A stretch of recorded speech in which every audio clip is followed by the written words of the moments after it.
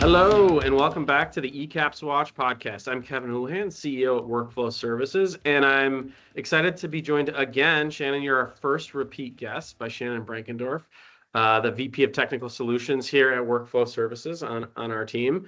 How's it going today, Shannon? Yeah, thanks, Kevin. Happy to participate today. And it is a Friday, so it's a good day for a podcast and look forward to talking to you today.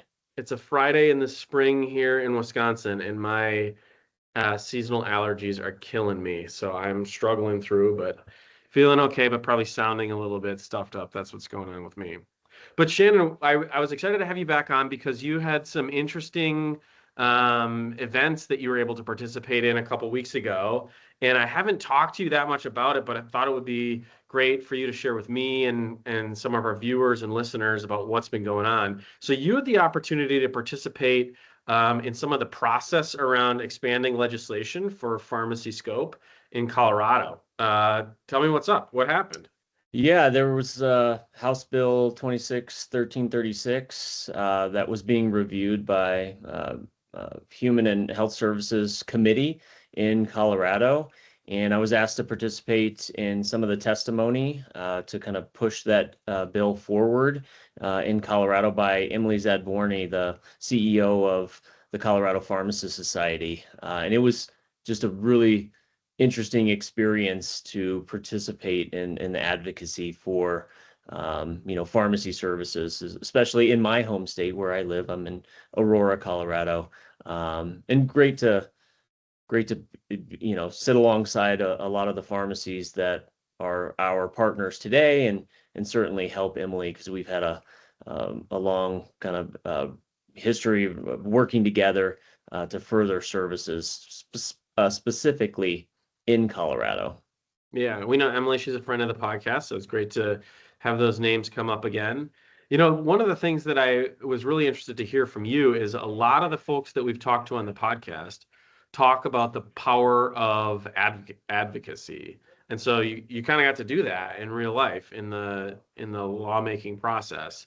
So what was it like? What happened that day? What did you do? What was the point of the hearing you were at?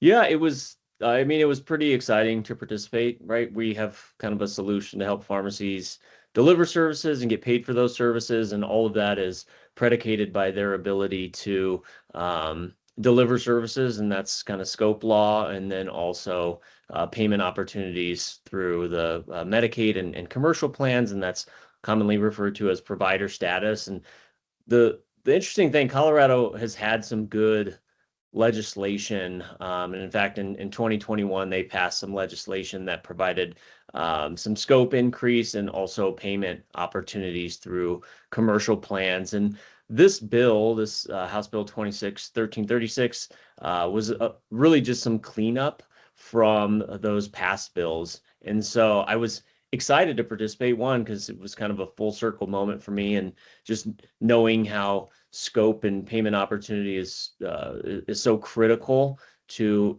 pharmacists expanding and really solidifying themselves as healthcare hubs in their community.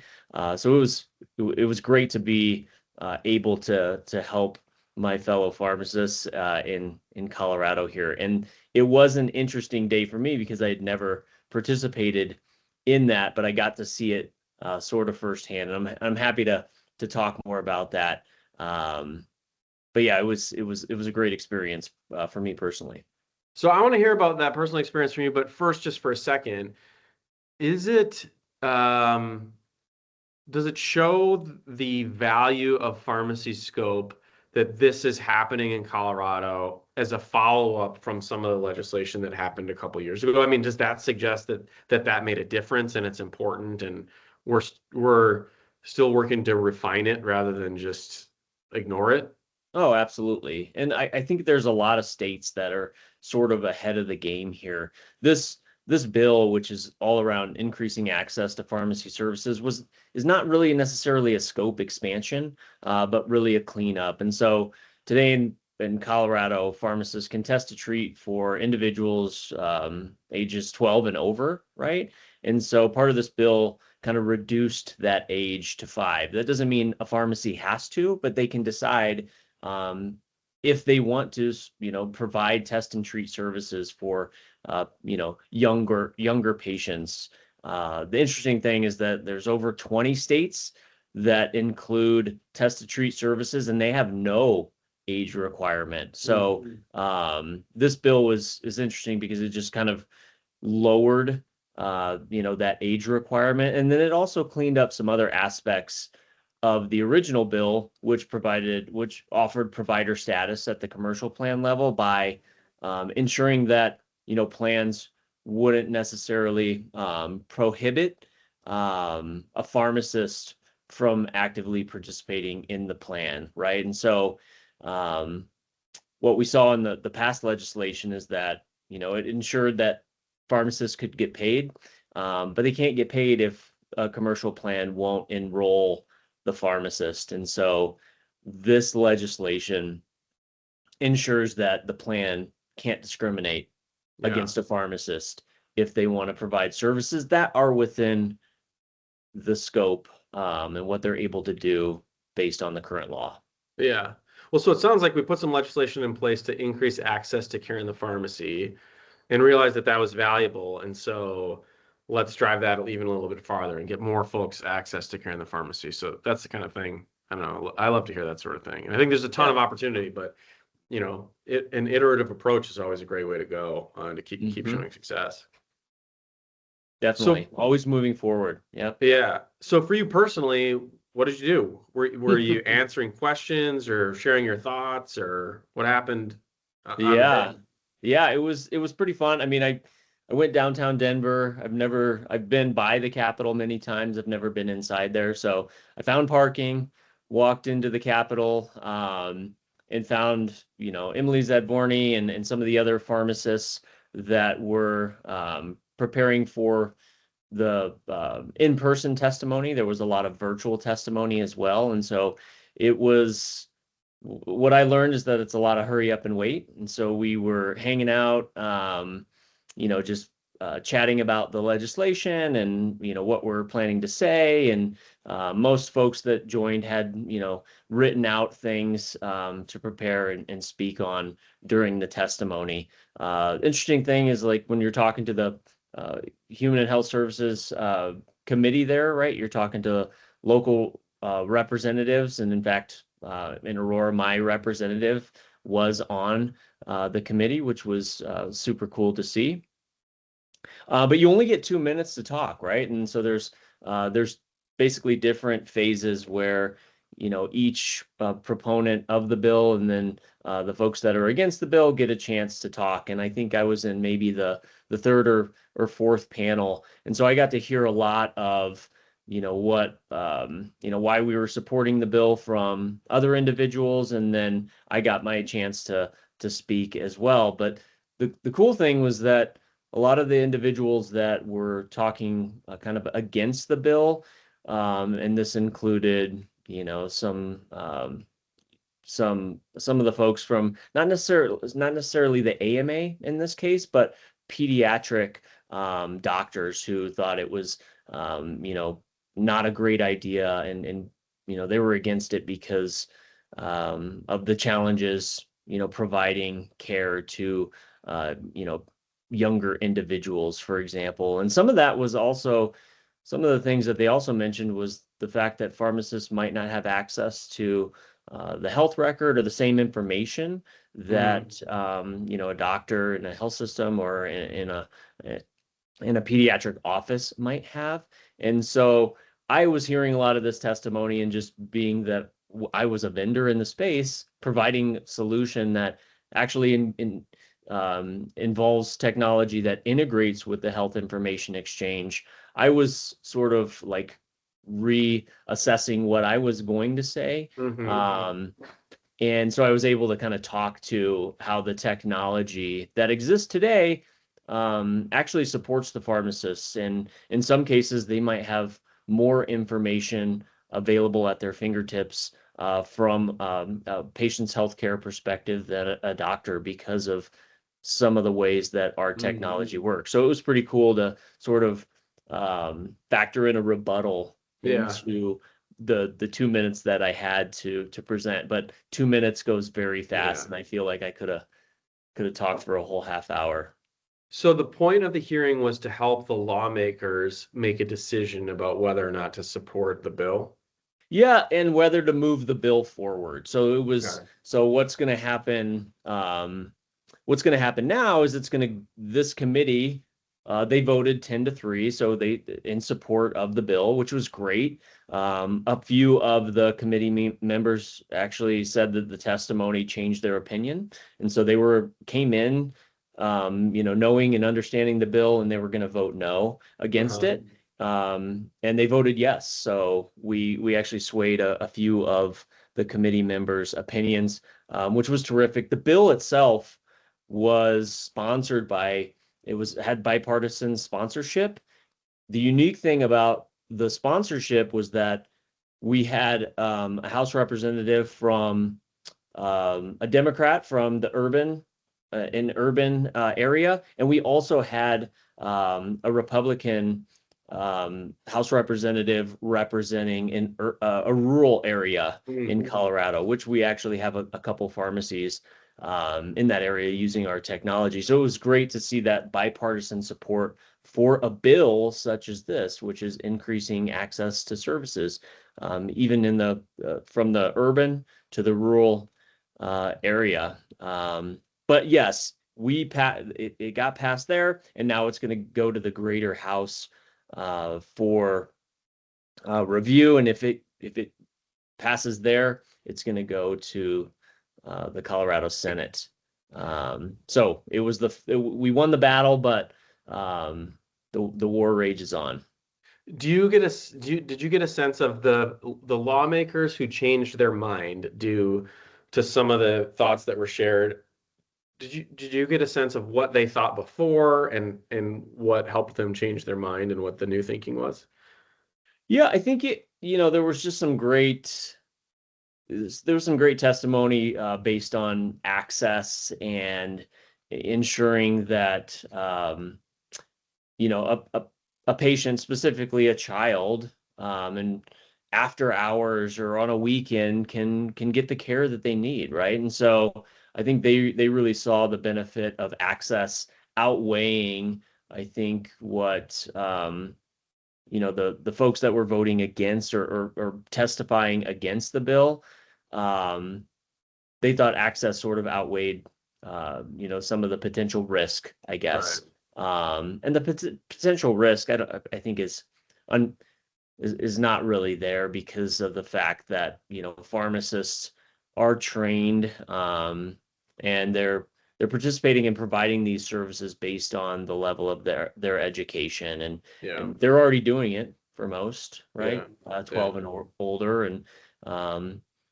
and they have, if this thing passes, then they have a decision whether they want to support children with test to treat as well, which is great. There was a lot of testimony related to the scope and access.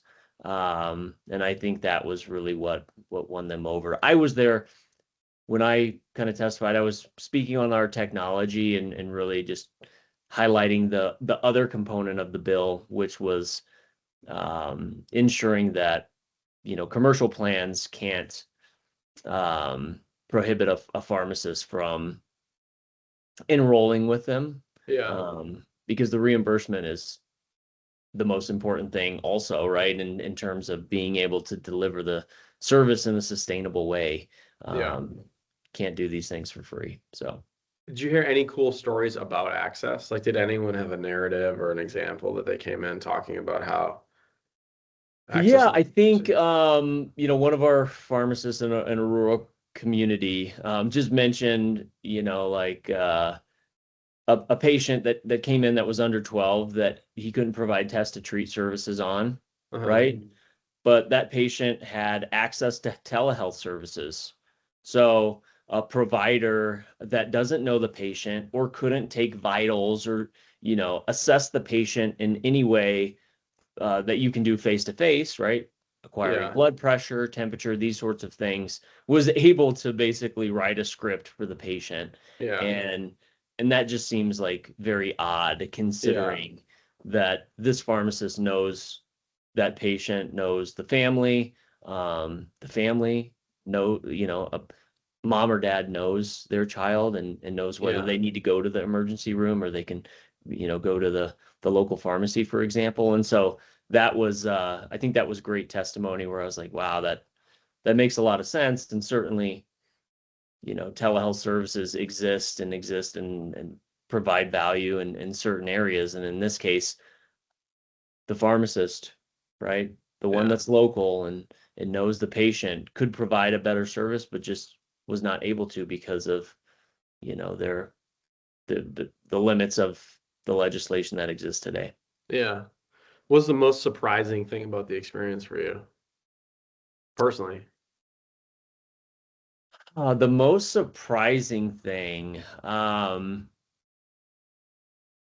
was, I've been kind of working the Colorado market and other pharmacy markets just to help pharmacies with, delivering services. And um, there was a lot of testimony from community pharmacies, and we had some, of the big box chains also participate, but virtually all of the community pharmacists that provided testimony are using our technology. And I just was like, I was really happy about that and also happy to participate. And that was surprising to me. I thought, we would, there would be others engaged in the discussion, but I pretty much knew everybody. And Yeah. that was pretty cool for me personally. Yeah, it kind of makes you proud, right? And I think there's a few things for me in that. One is it feels like a lot of times as this scope evolves and legislation evolves and the market evolves and access to care evolves in the pharmacy space, it feels like we are in the position of just trying to navigate sometimes like what can be confusing rules from the outside. And that's a big part of what we do, right? We see this over and over from customer to customer in a variety of states. And so we like to think of ourselves as a trusted advisors to customers. But it's cool to see that there's a path that is not just navigating what's there, but also helping to show the folks who make laws that this is a positive thing and that those laws can change and the path can actually get a little bit straighter and easier. Um, and to think back, we've been doing this quite a number of years now, and to think back to the beginning, the idea that we would play a role in helping actually expand the scope of the pharmacy. I just never would have guessed. And it's cool that we've had so much experience. And, you talk about a lot of those pharmacies that were sharing their thoughts that we've worked with and our ability to support them and make it so that they can successfully provide access to their customers. It's just a cool thing to see it, like you said, kind of come full circle where we're not just like subject to what's going on, but we can actually help to paint the future a little bit. It's pretty neat. Yeah. It was great to have an opportunity to participate with Emily and Jess Engelson and some of the other folks from CPS who have had a standing relationship with, and just know that, man, they went through this years ago, right? Yeah. When they were on sort of the forefront of pushing some of this legislation forward, and now we're continuing to do that, and I get to help. So yeah, definitely full circle moment for me. Well, also a weird coincidence. Another member of our team, Zach, at the exact same time that you were participating, was participating in a similar thing in another state. So he's going to be on a future episode coming up here soon, talking about his experience as well.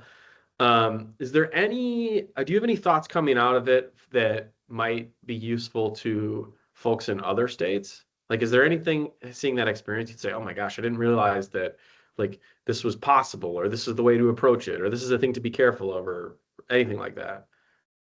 I think pharmacists in general know that they have to be engaged, to kind of further, their, what they're doing and their practice. And so I think a lot understand that they have to be engaged at some degree in the legislative effort. And so I hope they continue to be engaged. And if there are those that aren't, definitely work with your state pharmacy association and get involved.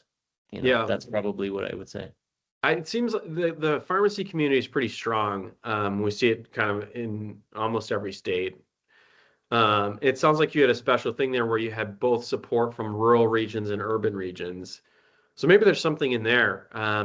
If you're a pharmacist and you're trying to drive legislation forward in your state, find another pharmacist that's in a different kind of demographic area and partner up with them. So you can, it's cool that was the case where you had sponsors that were able to kind of explain, look, this is for all of us. It's not just for people in the city or people in the country. Yep. Right. Yep. Awesome. Absolutely. Well, thanks for doing it. I saw, maybe we can link to a couple pictures or something like that, a couple pictures of you there. And I was super proud to see it and glad that you were there and glad you had a cool experience. I've never done that. Sounds like it was a sort of a fun and interesting day, one that you'll remember. So thanks for being there and, fighting the good fight and spreading the word and making it happen.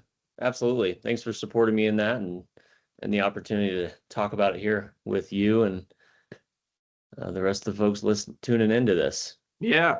Well, we're going to continue the conversation. Like I said, hopefully we'll get Zach on here quickly to talk about his experience, and we're going to keep talking to folks in the industry and keep sharing stories about the value of increasing access to care in the pharmacy. Awesome. Thanks so much, Kevin. Yep. Until then, join us on our next episode of the ECAP Talk podcast.